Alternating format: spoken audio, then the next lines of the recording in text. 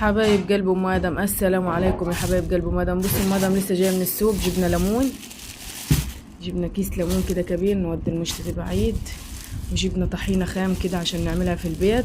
عرفتوا يعني ايه كده؟ يعني الملوحه، يعني ملوحه. بس جبناه نص كيلو ملوحه، بس نص كيلو علم يعني. بص الحلاوه، بص الحلاوه بتاعت الملوحه.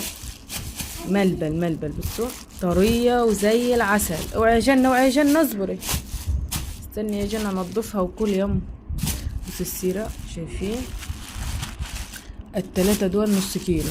بصوا السيرة عالمية يعني. بصوا عسل، ملوحة، فخامة.